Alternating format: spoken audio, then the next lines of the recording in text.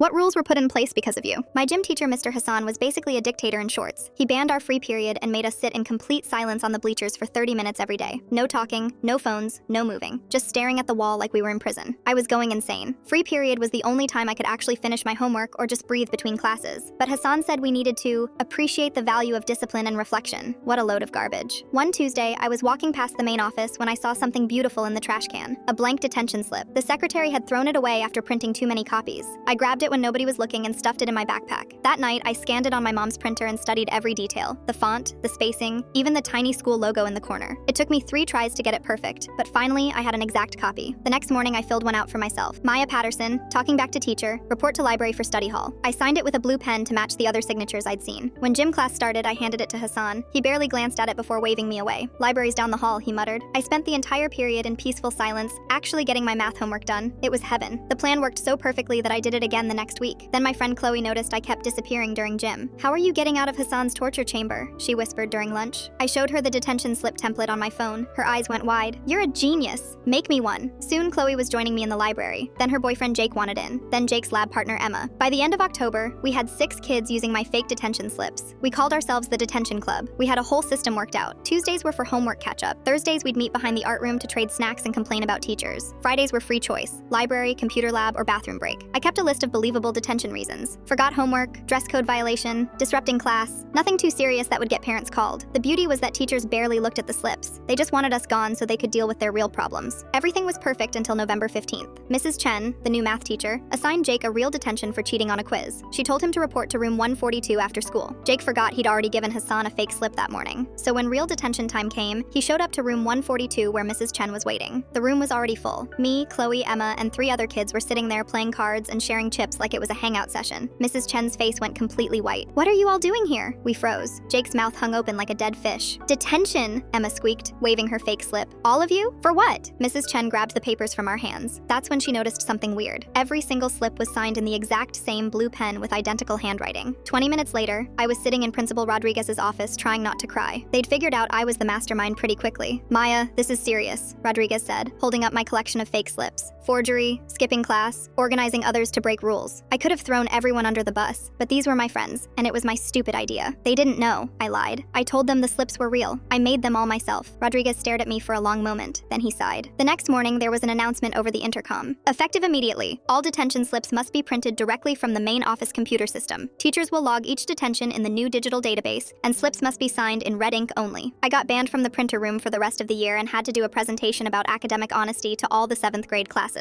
It was humiliating.